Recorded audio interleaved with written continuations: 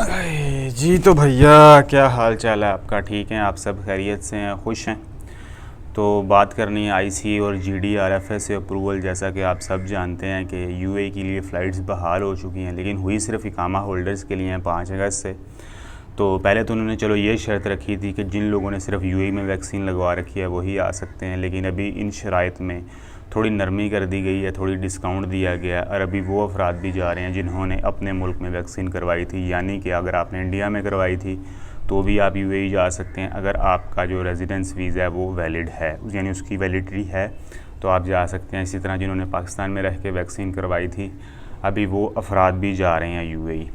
लेकिन जो उन्होंने कड़ी शर्त लगाई है या एक अहम शर्त लगाई है वो ये है कि आपके पास, अगर आप दुबई जा रहे हैं तो आपके पास जीडीआरएफए की अप्रूवल होनी चाहिए, और अगर दुबई के अलावा किसी और रियासत में लैंड हो रहे हैं तो आपके पास आईसीए की अप्रूवल होनी चाहिए। इन दो अप्रूवल को लेके तो चलो, जो बंदे पढ़े लिखे हैं या वाइट कॉलर जॉब करते हैं वो तो आसानी से ये अप्रूवल के लिए अप्लाई कर लेते हैं और हासिल कर लेते हैं। लेकिन वो तमाम अफराद जो कि लेबर तबके से ताल्लुक़ रखते हैं, मेरे जैसे हैं, यानी इतने कोई ख़ास पढ़े लिखे नहीं हैं या कोई एजेंट माफिया के हाथों चढ़ जाते हैं, तो उनके लिए मैं ये वीडियो बना रहा हूँ कि आपको अगर आईसीए की अप्रूवल के हवाले से कोई भी परेशानी है, जीडीआरएफए के हवाले से कोई भी परेशानी है, आप सिर्फ कमेंट करें। मैं आपको ये नहीं कहूँगा कि आप मेरे इंस्टाग्राम पे आएँ, उधर आएँ, अप्लाई करें, मुझे इतने चार्जेस दें। कोई चार्जेस नहीं है, फ्री ऑफ कॉस्ट है, क्योंकि मैंने ये अप्लाई किया है और जिस बंदे के लिए मैंने अप्लाई किया था विद इन 32 मिनट अप्रूवल आ गई थी। तो उस तजर्बे को देखते हुए मैं आपको ये कहूँगा कि आपको कोई परेशानी है आप रब्ता करें। आपको कोई चीज़ की समझ नहीं आ रही वो बताएं, मैं आपको क्लियर कर दूँगा। आपका जो भी डाउट हुआ आपको बता दूँगा। और अगर आप नहीं अप्लाई कर सकते तो कोई मसला नहीं है, आपके बिहाफ पे मैं अप्लाई भी कर देता हूँ। मैं कोई एजेंट नहीं हूँ, मेरे कोई चार्जेस नहीं है और ना ही मैं कोई एजेंसी चलाता हूँ। पहली बात ये सिर्फ फ्री ऑफ कॉस्ट होगा, आप किसी और बंदे का भला कर दीजिएगा जो भी कोई ज़रूरतमंद हुआ इस हवाले से। वो तमाम अफराद जो कि आईसीए की अप्रूवल लेना चाहती हैं, अगर वो दुबई के अलावा किसी और रियासत का वीज़ा रखते हैं, यानी अगर आप शारजा का रखते हैं, अबू धाबी का रखते हैं, तो फिर आपको अबू धाबी या शारजा ही जाना पड़ेगा, क्योंकि अभी उन्होंने ये शर्त लगा रखी है कि जो बंदा जिस रियासत से उसका इकामा इशू हुआ है वो उसी रियासत में जा सकता है। अगर आप शारजा से, अगर आपका इकामा इशू हुआ तो आप शारजा जा सकते हैं, दुबई से हुआ तो दुबई जा सकते हैं। दुबई में सिर्फ जीडीआरएफए चाहिए, बाकी रियासतों में आईसी अप्रूवल चाहिए। आईसी और जीडीआरएफ में एक और सबसे बड़ी, जहाँ पर जाके बंदा कंफ्यूज हो जाता है, जहाँ पर मसला पैदा होता है, वो पूछता है कि आपने पीसीआर टेस्ट कब करवाया है, हमें पीसीआर की तारीख़ दो। इधर बंदा अड़ जाता है कि अभी मुझे अप्रूवल ही नहीं मिला ना आईसीए का जीडीआरएफए का, तो मैं कैसे पीसीआर टेस्ट करवा कर बैठ जाऊँ।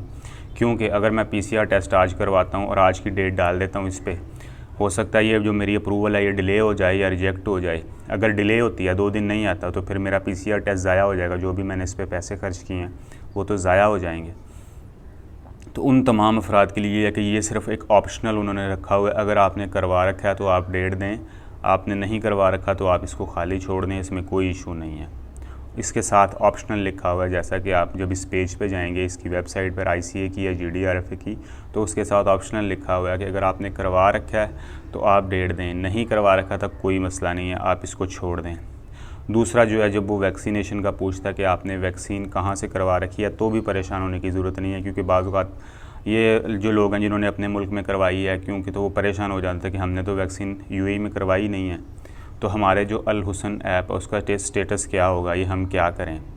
उसमें भी कोई परेशानी नहीं है। आपने अगर इंडिया में वैक्सीन करवाई है तो आप इंडिया में लिख दें कि मैंने इंडिया में रह के ये वैक्सीन लगवा रखी है, उसमें कोई इशू नहीं है। आपने कोविशील्ड लगवाई है फिर भी कोई इशू नहीं है, क्योंकि कोविशील्ड वाले अफराद भी इस वक्त यूएई पहुँचे हैं, उनको भी जीडीआरएफए ने अप्रूवल दी है, आईसीए ने अप्रूवल दी है और वो बाकायदा तौर पर यूएई पहुँच चुके हैं। खलीज टाइम्स ने इस हवाले से अपनी ख़बर शाया की है। आप मुझ पे ना रहें, आप खलीज टाइम्स की जो ऑफिशियल वेबसाइट है वहाँ पर जाएँ, आपको वो तमाम डिटेल मिल जाएंगी कि कोविशील्ड वाले अफराद भी यूएई गए हैं। परेशानी की ज़रूरत नहीं है। और जिन अफराद ने पाकिस्तान में साइनोफार्म या साइनोवैक लगवाई थी वो अफराद भी यूएई पहुँचे हैं, तो इसमें कोई परेशानी वाली या कोई बड़ी बात नहीं है। आपने जहाँ भी वैक्सीन करवा रखी है, जो भी वैक्सीन करवा रखी है, आप यूएई जा सकते हैं अनटिल आपका जो इकामा है वो वैलिड हो, आपको 180 दिन से ज़्यादा ना हो चुके हों यूएई से बाहर, तो आप अप्लाई कर सकते हैं। और एक अहम बात कि जो दुबई के रेजिडेंट हैं उनके कई ऐसे लोगों का केस भी सामने आया है कि जिनके वीज़ा में एक्सटेंशन दी गई है, यानी कि उनके वीज़े बढ़ाए गए हैं अनटिल मेरा ख्याल है नवंबर तक बढ़ाए गए हैं या दिसंबर तक, यानी बढ़ा दिए गए हैं। हर बंदे के बारे में केस मैं नहीं कह सकता कि हर बंदे का बढ़ाया गया, लेकिन ऐसे अफराद सामने ज़रूर आए हैं कि जिनका एक्सटेंशन हो गई है। वो तमाम अफराद जो कि जिनके वीज़े एक्सपायर हो गए थे वो भी भेजें तो मैं उनको चेक करके बता दूंगा। ये भी फ्री ऑफ कास्ट होगा कि आया उनका वीज़ा वैलिड है या एक्सपायर हो चुका है या उनको एक्सटेंशन मिली है या नहीं मिली। सिर्फ आपने कमेंट करना, तो फिर मैं आपसे खुद रब्ता कर लूँगा। कोई मेल नहीं करनी, कोई व्हाट्सअप नहीं करना, सिर्फ आपने कमेंट में अपना मसला बताना, तो फिर मैं आपको गाइड कर दूँगा। कोई परेशानी वाली बात नहीं है। एक्सटेंशन हुआ होगा तो आप ज़रूर अप्लाई करें, आपको अप्रूवल मिल जाएगी। अप्रूवल में मसला तो मुझे बताएं, मैं आपका कोई भी कन्फ्यूजन या डाउट है तो अपने नाक़िस इल्म या थोड़े इल्म के मुताबिक कोशिश करूँगा कि आपका मसला हल हो जाए। मैं कोई वो नहीं हूँ कि बड़ा ट्रेंड बंदा हूँ, ये नहीं है बात, लेकिन ये है कि अपनी हद तक रह कर जो मुझे इल्म है, क्योंकि जो इल्म होता है वो तकसीम करने से बढ़ता है, तो फिर मैं हाज़िर हूँ। क्योंकि हो सकता है अगर मैं आपसे 2 बातें सीखूँ, एक बात आप मुझसे सीख जाएँ, तो इसलिए कोई इशू नहीं है, कोई परेशानी वाली बात नहीं है। यूएई के हवाले से जो अफराद भी परेशान हैं और रब्ता करें, उनको मैं अच्छे तरीके से गाइड करूँगा जो भी सिचुएशन हुई, और बिल्कुल सच पर मुबनी जो होंगी, हदायत होंगी, बातें होंगी। झूठ या किसी के जज्बात से खेलना या किसी को ट्रक की बत्ती के मगर लगाना, वो जो है बिल्कुल बात नहीं होगी।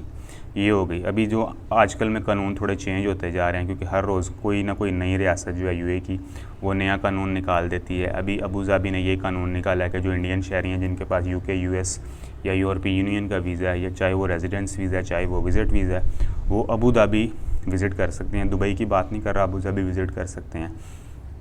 इसी तरह दुबई ने भी कहा कि हम वेलकम कर रहे हैं। अभी आने वाले दिनों में एक्सपो हो रही है, तो विज़िटर जो हैं वो आएंगे दुबई। ज़ाहिर बात है, विज़िटर के बगैर तो एक्सपो नहीं होगा, तो विज़िट वीज़ा भी इंशाल्लाह बहाल हो जाएगा। ये कभी उम्मीद नज़र आ रही है, क्योंकि होटलों वगैरह की भी इंडस्ट्री जो है वो भी अभी मुलाज़म वगैरह रख रही है। जॉब्स वगैरह यूएई में ज़्यादा आ रही हैं, क्योंकि एक्सपो के पेश नज़र अभी तकरीबन 40 दिन रह गए हैं एक्सपो में, तो उम्मीद है कि ये सेक्टर भी बूम करेगा, तो जो नई मुलाजमतें हैं वो पैदा होंगी।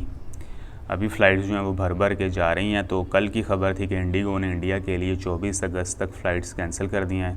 इंडिया से यूएई फ़्लाइट ऑपरेशन मुअत्तल रहेगा। उसकी वजह ये बताई गई थी कि चंद अफराद ने फ़ेक डॉक्यूमेंट यूज़ करते हुए आईसीए या जीडीआरएफए की अप्रूवल हासिल की थी, जिसकी बिना पर यूएई हुकाम ने उनको जो भी सरकमस्टांसेस रहे उसके बिना पर बंद कर दिया गया। लेकिन आज की ताज़ा खबर ये है कि 20 अगस्त से बहाल हो गया इंडिगो का ऑपरेशन और अभी बुकिंग जारी है। चलो ये भी गुड न्यूज़ होगी। जिन्होंने इंडिगो से बुकिंग करवा रखी थी उनके लिए ज़ाहिरी तौर पर परेशानी बननी थी कि अब हम क्या करें, क्योंकि उन्होंने 24 अगस्त तक कैंसिल कर दिया। लेकिन अभी इसमें ये पेशरफ्त हुई है कि 20 अगस्त से दोबारा इंडिगो का ऑपरेशन जो है वो बहाल हो गया है।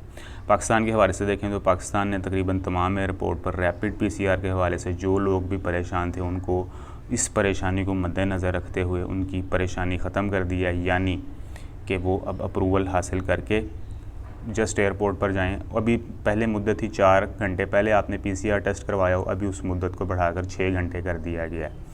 6 घंटे पहले आपका पीसीआर टेस्ट भी हो जाए, कोई इशू नहीं है, परेशानी नहीं है। 4 घंटे वाली शर्त जो है वो अब ख़त्म हो गई है और तकरीबन पाकिस्तान के तमाम एयरपोर्ट्स जहाँ से यूएई के लिए फ़्लाइट्स जाती हैं वहाँ पर अब ये सहूलत तो हो गई है मैसर।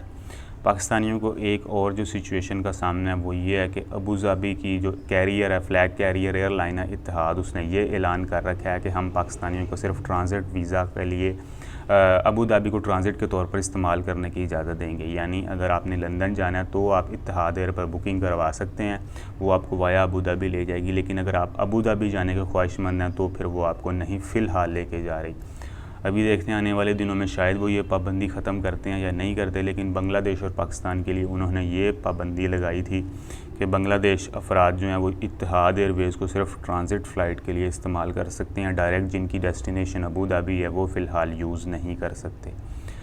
तो जिन्होंने अबू धाबी जाना है वो मेरा ख्याल है पीआईए पे चले जाएं तो बेहतर है। बांग्लादेश से जाना तो बाईमान से चले जाएं। अगर फ़्लाइट ऑपरेशन बहाल चल रहा है पीआईए का अबू धाबी के लिए तो आप ज़रूर जाएं। एयर ब्लू से भी आप जा सकते हैं और बड़ी एयरलाइन है, सेरीन एयर भी आजकल चल रही है पाकिस्तान में, इंडिया में भी जारी बात है। इंडिया के लिए तो चलो अब इत्तेहाद एयर है जो सर्विसेज प्रोवाइड कर रहा है कि जिनकी डेस्टिनेशन अबू धाबी है वो जा सकते हैं। लेकिन ये परेशानी थी सिर्फ पाकिस्तान की हद तक के इत्तेहाद एयरवेज़ ने इनकार कर दिया कि हम सिर्फ ट्रांजिट मुसाफिरों को लेकर जाएंगे, डायरेक्ट अबू धाबी जिनकी मंजिल है उनको नहीं लेकर जाएंगे। तो आप इत्तेहाद एयरवेज़ को छोड़ें और कोई ऑप्शन इस्तेमाल कर लें और किसी एयरलाइन पर बुकिंग करवा के आप अबू धाबी जा सकते हैं।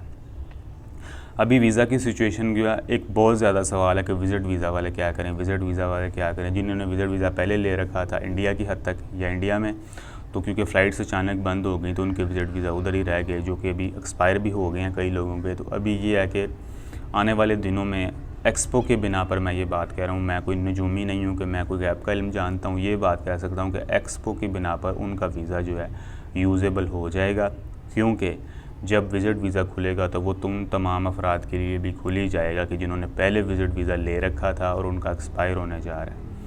मे बी हुकूमत जो है वो ये ग्रांट दे कि आपका जो विज़िट वीज़ा है उसी में एक्सटेंशन कर दी जाए, या आपको रीन्यू के चार्जेस अदा करने पड़ें, या जो भी पेनल्टी वगैरह हो आपको अदा करनी पड़े। लेकिन 90% चांसेस ये हैं कि ख़ुद ब खुद एक्सटेंशन दी जाएगी, जैसा कि दुबई ने रेजिडेंस वीज़ा वालों को दी है कि जिनके रेजिडेंस वीज़ा सिर्फ दुबई ही की जानिब से फ़्लाइट बंदिश के बाद या फ़्लाइट बैन के बाद एक्सपायर हो गए थे। तो अच्छी उम्मीद रखें, कोई बात नहीं, जहाँ इतने दिन गुजारे हैं वहाँ चंद दिन और सही। परेशानी वाली बात तो चलो है, लेकिन यह है कि परेशानी जमा परेशानी इज़ इक्वल हल नहीं होता। सब्र से काम लें तो कोई बात नहीं, आपका काम जो है सीधा हो जाएगा, अल्लाह रहम करेगा।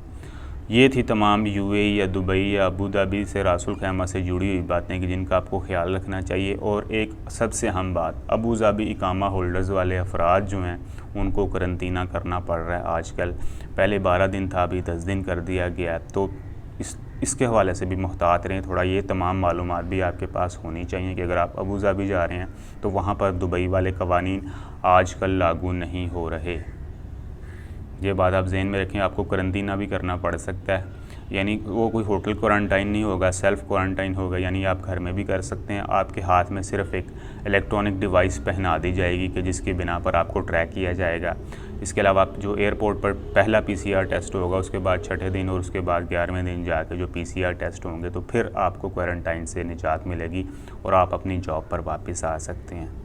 ये तमाम जुड़ी बातें थी यूएई से मुतल्लिक, जो कि मेरा ख्याल है मेरे नाक़िस इल्म के मुताबिक आई थी, तो मैंने आप तक शेयर कर दी हैं। फिर कह रहा हूँ ICA GD RFA से कोई भी अप्रूवल से मसला है तो आप रब्ता करें, मैं इंशाल्लाह आपसे ताउन करूँगा। आपसे ये ताउन की उम्मीद है कि सिर्फ़ और सिर्फ आप इस चैनल को सब्सक्राइब करें, सपोर्ट करें। तो आपकी सपोर्ट से कल 20 सब्सक्राइबर थे, आज 30 हो गए हैं अल्हम्दुलिल्लाह। तो इसी तरह आप सपोर्ट करते हैं तो मेरा ख्याल है वो वक्त दूर नहीं है कि सब्सक्राइबर जो हैं ग्रो कर जाएंगे। मेरा जो इल्म है, जो भी नाक़िस इल्म है, आपके लिए हाजिर है। आपको कोई परेशानी नहीं है। मेरी जो है दुआएं हैं आपके साथ कि चलो आप मेरे लिए दुआ करें, मैं आपके लिए दुआ करता हूं। तो आने वाला वक्त जो है, इस बीमारी ने जो हमारा बेड़ा गर्क कर दिया है, ख़ास तौर पर जो परदेसी लोग थे, अपने मुल्क से बाहर जाकर मेहनत मजदूरी करते थे, इस बीमारी ने अगर सबसे ज़्यादा नुकसान किया तो मेरा ख्याल है इन लोगों का किया, जिन्होंने इतनी परेशानी गुज़िश्ता 1.5 साल में काटी है। क्योंकि जो परदेसी बंदा होता है वो पहले ही मुश्किलात का शिकार होता है कि अपने घर से दूर होता है, परदेस में होता है। अब मैं आपको एक मिसाल देता हूँ, मैं भी क्योंकि परदेस में रहा। अगर आप अपने घर में आपको बुखार चढ़ जाता है, आप कोई टेंशन नहीं लेते, दवाई खा ली ना खाई आप ठीक हो जाते हैं। लेकिन आप परदेस में हैं, शायद आपको बुखार चढ़े तो आप 3 से 4 दिन बिस्तर से ही ना उठ सकें। एक तो परेशानी होती है कि यार क्या करें, घर से दूर हैं, कोई तीमारदारी करने वाला नहीं है, कौन दवाई लेके आएगा, कौन हमें डॉक्टर के पास लेके जाएगा।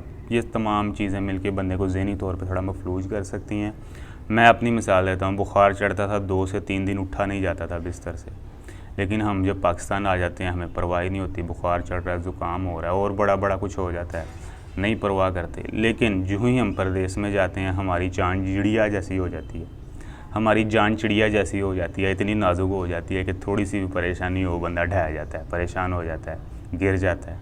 ये जो परदेस की मुश्किलात होती हैं हम सबको फेस करनी पड़ती हैं, हम इनसे बच नहीं सकते।